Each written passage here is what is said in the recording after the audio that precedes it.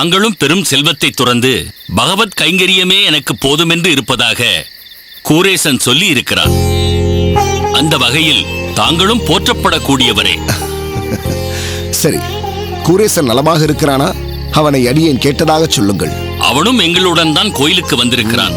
நீங்கள் சென்று பெருமாளை சேவியுங்கள், நான் திருக்கச்சி நம்பிகளை சந்தித்து விட்டு வருகிறேன் என்று சொல்லிவிட்டு சென்றான். பார்த்தால் நீங்கள் இங்கிருக்கிறீர்கள். அடியேன். வா குரேசா, உன்னை பற்றி தான் பேசிக் கொண்டிருந்தோம். குரேசா, நீ நம்பிகளிடம் பேசிவிட்டு வா. நாங்கள் உள்ளே சென்று வரதராஜ பெருமாளை சேவித்துக் கொண்டிருக்கிறோம். சரி தந்தையே. வருகிறோம் நம்பிகளே. வாருங்கள்.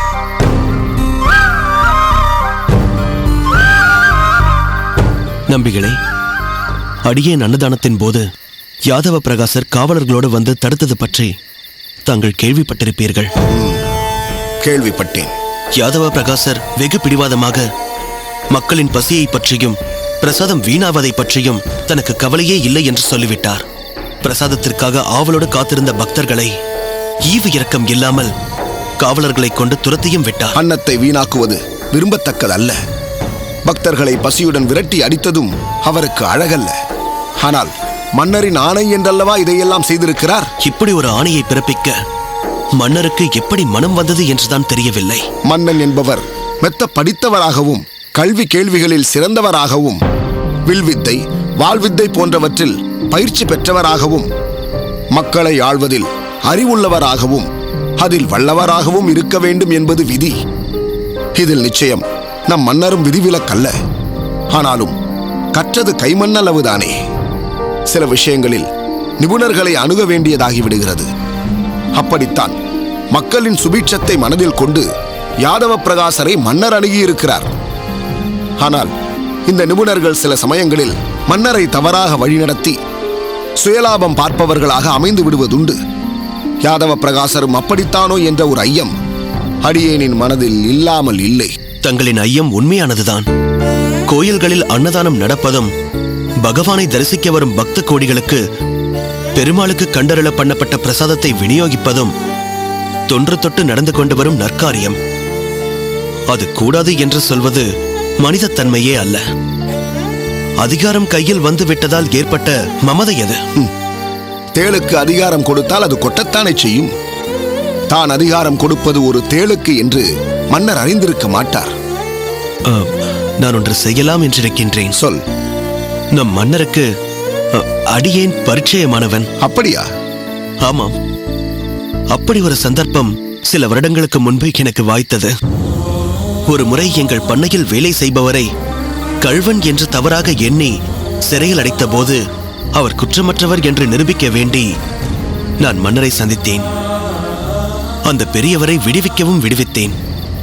என் துணிச்சலும் தன் பணியாளருக்கு நேர்ந்த துன்பத்தை களைய வேண்டும் என்ற என் பரிவும் மன்னருக்கு மிகவும் பிடித்துவிட்டது. அன்று அவர் எப்போது வேண்டுமானாலும் எந்த உதவி வேண்டுமானாலும் என்னிடம் வந்து கேள் என்று கூறியிருக்கிறார். அதை மறந்திருக்க மாட்டார் என்று நான் நினைக்கிறேன். கோயிலில் நடந்தது பற்றியும் யாதவ பிரகாசரின் அதிகார போக்கு பற்றியும் மன்னரிடம் முறையிடலாம் என்றிருக்கிறாயா? நிச்சயமாக இல்லை. யாதவ பிரகாசர் கோயிலுக்கு வந்தது பற்றியே நான் கூறப்போவதில்லை. அவர் செய்த செயல்கள் தவறானவை என்று கூட நான் கூறுவதாக இல்லை. அடியேன் தேவை பக்தர்களின் திருப்தி. மன்னரிடம் ஒன்றுதான் அடியேன் கேட்கப் போகிறேன். கோயிலில் பிரசாதத்தை மக்களுக்கு கொடுக்கக்கூடாது என்ற தடையை ஏன் தாங்கள் திரும்ப பெறக்கூடாது என்று அவரிடம் இறைஞ்சலாம் என்றிருக்கிறேன். யாதவ பிரகாசர் மன்னரை மூளைச்சலவை செய்து தன் விருப்பத்திற்கு வளைத்திருக்கிறார். மன்னர் அவ்வளவு எளிதில் நீ சொல்வதை ஒத்துக்கொள்வாரா என்பது சற்று சந்தேகம்தான் குரேசா. மன்னர் அன்று என் மீது காட்டிய பரிவும் அன்பும் என்னை நம்பிக்கை கொள்ள வைக்கின்றன. அப்படியானால் சரி, முயன்று பார்ப்பதில் தவறொன்றுமில்லை. நான் தங்களிடம் ஒன்று கேட்கலாம் என்றிருக்கிறேன்.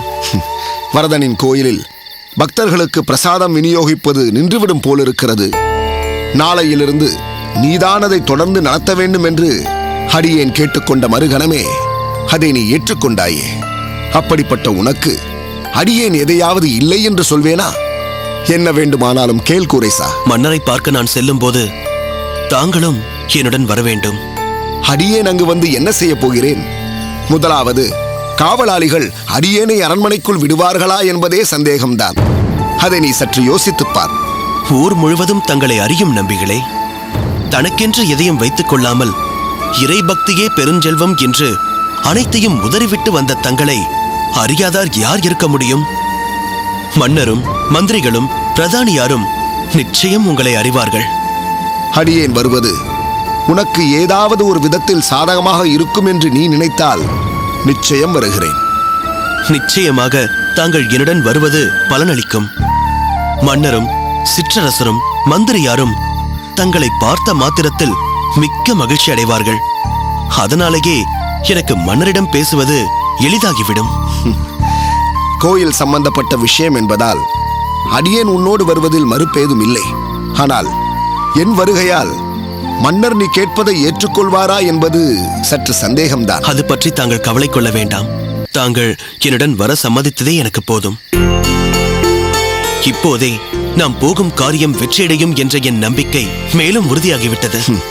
ராமானுஜனைப் போலவே மக்களுக்கு பயனுள்ள காரியங்களை செய்ய வேண்டும் என்று நீ நினைப்பது மிக உயர்ந்த குணம்.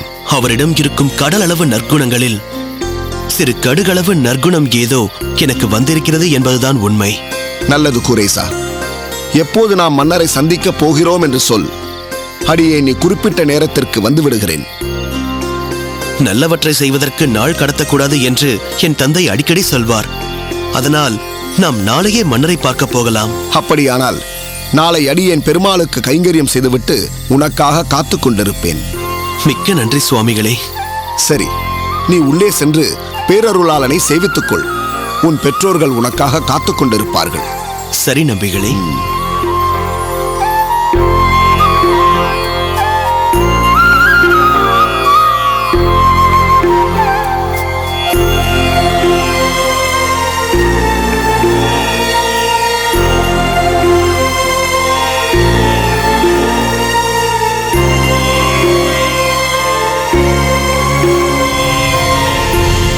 தஞ்சா, சற்று அந்த பக்கம் திரும்படி.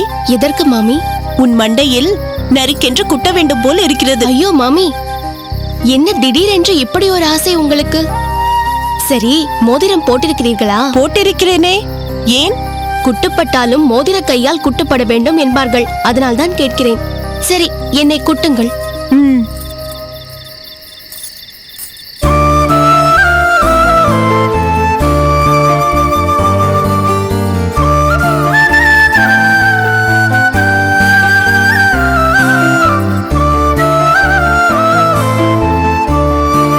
ஆமாம், நீங்கள் லட்டை பற்றி ஒன்றும் சொல்லவே இல்லையே.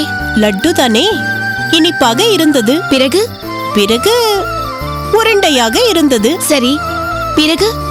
பிறகு கையால் அழுத்தினால் பொடியாக உதிர்ந்து போயிற்று. போங்கள் மாமி, வேண்டுமென்றே எதையோ சொல்லிக் கொண்டிருக்கிறீர்கள்.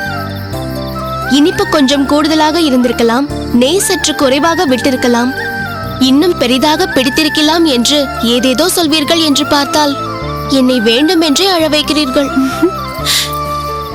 அழுதால் கூட நீ அழகாகத்தான் இருக்கிறாய். அதுதான் உன்னை அழ வைத்து பார்க்கலாமே என்று நினைத்தேன். சரி போகட்டும், உண்மையை சொல். லட்டு நீதான் பிடித்தாயா, இல்லை உன் அம்மா பிடிக்க நீ வேடிக்கை பார்த்து கொண்டிருந்தாயா? சத்தியமாக நான் தான் பிடித்தேன். ஆமாம், லட்டு எல்லோருக்கும் பிடித்திருந்ததா? மாமாவுக்கு பிடித்திருந்தது. கமலைக்கு சொல்லவே வேண்டாம், 2 எடுத்துக்கொண்டாள்.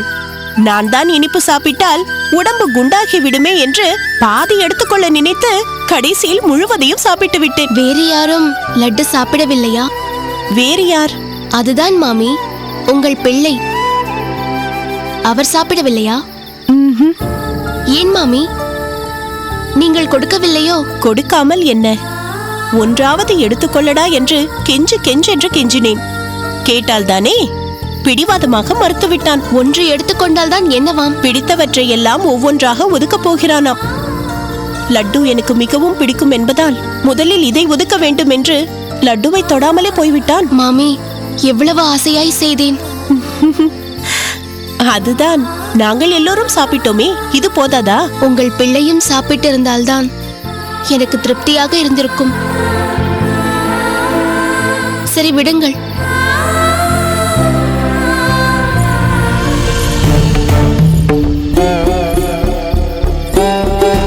மாமி, அங்கே பார்த்தீர்களா?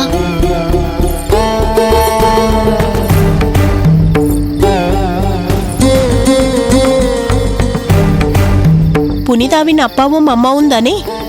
பாவமடி அந்த பெண், நினைத்தாலே ரொம்பவும் கஷ்டமாக இருக்கிறது. பார்த்தீர்களா? இப்படி செய்வதையும் செய்துவிட்டு பெருமாளிடம் வேண்டிக் கொள்ள வந்திருக்கிறார்கள். வாருங்கள், அவர்களை பார்க்கலாம். வேண்டாமடி, இன்னும் அவர்களிடம் ஏச்சும் பேச்சும் வாங்க வேண்டுமா? எதற்காக ஏச்சும் பேச்சும் வாங்க வேண்டும்? பார்க்க போனால் அவர்கள்தான் நம்மிடம் ஏச்சும் பேச்சும் வாங்க வேண்டும். நீங்கள் வாருங்கள்.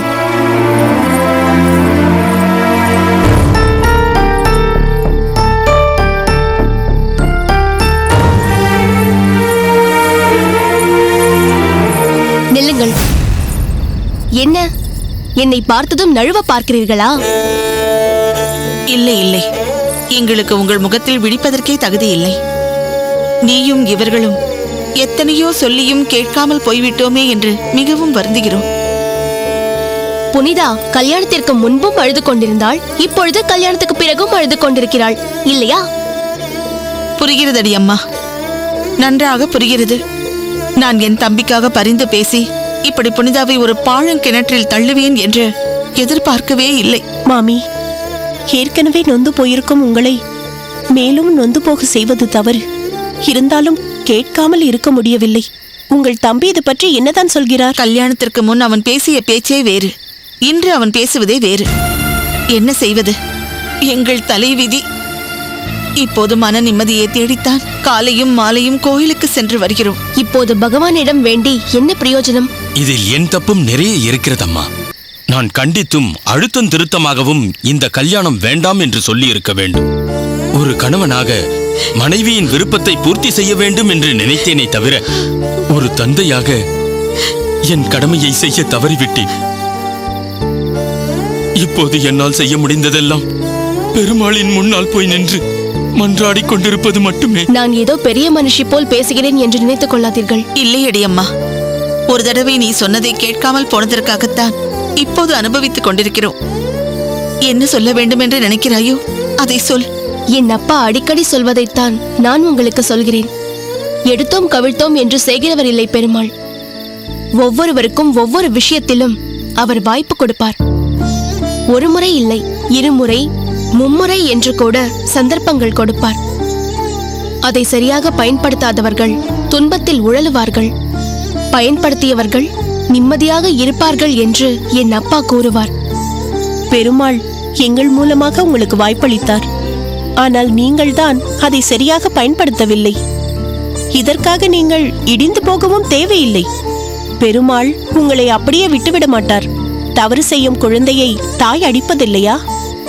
பிறகு ரொம்பவும் அடித்து விட்டேனா, வலிக்கிறதா கண்ணே என்று எடுத்து கொஞ்சுவதில்லையா? பெருமாள் கருணை வடிவம். உங்களை தண்டிப்பது போல் தண்டித்து ஒரு பாடம் புகட்டி மீண்டும் உங்கள் வாழ்க்கையை வசந்தமாக்குவார். கவலைப்படாதீர்கள். நாமும் நம் பங்குக்கு புனிதாவின் வாழ்க்கையை சீராக்குவது எப்படி என்று பார்ப்போம். மிக்க நன்றி அம்மா. உங்களுடன் பேசியதில் எங்கள் பாரம் சற்று குறைந்தார் போல் தோன்றுகிறது. நான் மீண்டும் ஒரு நாள் அவளை வந்து நிச்சயமாக பார்க்கிறேன். எல்லாம் விரைவிலே சரியாகிவிடும். நீங்கள் நம்பிக்கையோடு செல்லுங்கள். நிச்சயம் நான் சொல்கிறேன். சரி, நாங்கள் வருகிறோம். சரி மாமி, வருகிறோம். வாருங்கள்.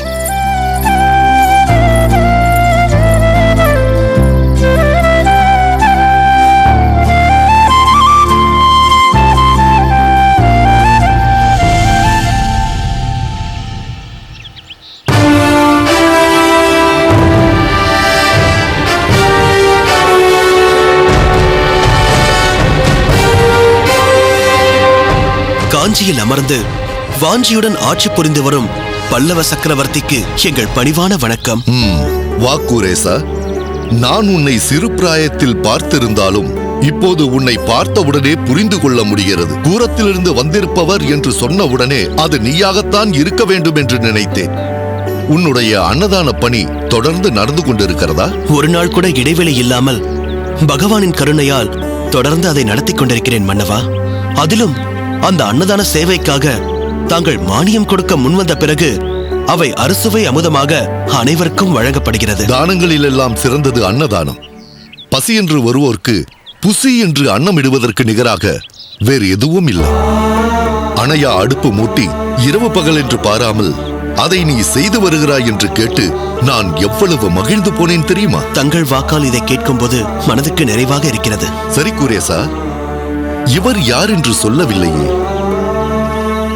தங்களிடம் அதை சொல்ல காத்திருந்தேன். இவர்தான் திருக்கச்சி நம்பிகள், காஞ்சியில் உள்ள. பொறு அதற்கு மேல் நீ எதுவும் சொல்ல தேவையில்லை. இவரை பற்றி நான் நிறைய கேள்விப்பட்டு இருக்கிறேன். இது இந்த அடியேனுக்கு கிடைத்த பாக்கியம் அல்லவா? பல்லவ நாட்டின் சக்கரவர்த்தி இந்த அடியேனின் பெயரை அறிந்திருக்கிறார் என்பதை கேட்கும்போது என்னால் அதை நம்பக்கூட முடியவில்லை. ஏன் இப்படி நினைக்கிறீர்கள்? நாட்டின் மன்னவனான நான் எனது நாட்டில் வாழும் சான்றோர் பெருமக்கள், செந்தமிழ் புலவர்கள், வேத விற்பன்னர்கள், சைவநெறி சீலர்கள், வைஷ்ணவ அடியார்கள் என்று அனைவரை பற்றியும் அறிந்திருக்க வேண்டுமல்லவா? அதிலும் தாங்களோ பூவிருந்த வள்ளியில் இருந்து காஞ்சியம்பதி வரதராஜ பெருமாளுக்கு புஷ்ப கைங்கரியம் செய்வதற்கென்றே நந்தவனம் அமைத்து அதிலிருந்து மலர்களை பறித்து மாலையாக தொடுத்து அதை அந்த பெருமாளுக்கு அணிவித்து சேவை புரிபவர் அல்லவா? அதிலும் தாங்கள் அந்த வரதனோடு உரையாடுபவர் என்று கூட சிலர் சொல்லி கேள்விப்பட்டிருக்கிறேன். இப்படிப்பட்ட மகா பாகவதர் நமது காஞ்சியில் இருக்கிறாரே என்று நான் பெருமைப்பட்டிருக்கிறேன். இதுவும் அந்த வரதனின் கருணைதான் மன்னவா. குரேசா, நான் உன்னிடம் எப்போது எந்த உதவி வேண்டுமானாலும் என்னை வந்து பார் என்று சொல்லியிருந்தேன். ஆனால் நீ இன்று வரை எதற்காகவும் எப்போதும் வந்ததில்லையே. இன்று இத்தனை ஆண்டுகளுக்கு பின் என்னை காண வேண்டும் என்று வந்திருக்கிறாய் என்றால் நிச்சயம் அதற்கு ஒரு காரணம் இருக்க வேண்டும். அது என்னவென்று சொல். நான் நடத்தும் அன்னதான பணியை பற்றி தங்களுக்கே தெரியும். அதை விரிவுபடுத்தி காஞ்சி வரதராஜ பெருமாள் கோயிலிலும் அன்னதான சேவையை செய்து அதை தொடர்ந்து நடத்தி வந்தேன். நல்ல காரியம். அதற்கு என் உதவி ஏதேனும் வேண்டுமா? இப்போது நான் தந்து கொண்டிருக்கும் மானியத்தை விட அதிகமாக வேண்டுமா? அதற்கான அவசியம் ஏதும் ஏற்படவில்லை மன்னவா. ஆனால் அந்த அன்னதான பணி தொடர்ந்து நடப்பதற்கு தாங்கள் அனுமதி அளித்தால் போதும். ஏன்? அதில் என்ன பிரச்சனை? அன்னதானம் நடந்து கொண்டிருந்த நேரத்தில் சில வீரர்கள் வந்து இங்கு இனி அன்னதானம் நடக்கக்கூடாது என்று தடுத்து விட்டார்கள்.